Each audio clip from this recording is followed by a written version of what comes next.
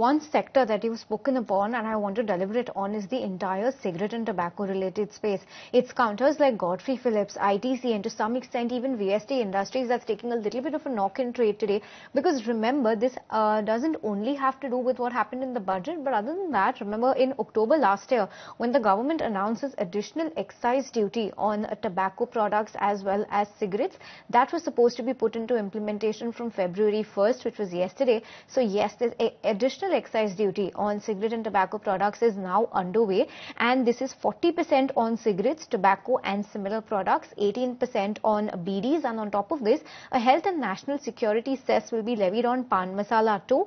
Tobacco and related products will attract an additional excise duty. So just to break it down and remind our viewers the quantum of what this duty is, excise duty of roughly 2,050 to 8,500 rupees per 1,000 sticks is going to be levied on cigarette length. Other than filter cigarettes of length not exceeding 65 millimeters, it's 2,000, and then as and when the cigarette length increases by 5 millimeters, there's a little bit of a hike coming in at each increase. So yes, it can go as best as about 8,500 rupees on the upper side per 1,000 cigarettes. That's the additional excise hike that we're expecting to see. And on the back of that, some stocks are under pressure, like ITC. A majority of the chunk of its business comes from the cigarette segment. You have Godfrey Phillips, entire business is on cigarettes, so big impact over there. And Jeffries, when this notification had come out with a note saying that ITC may need to take up prices by about 15% at least to only pass on the overall impact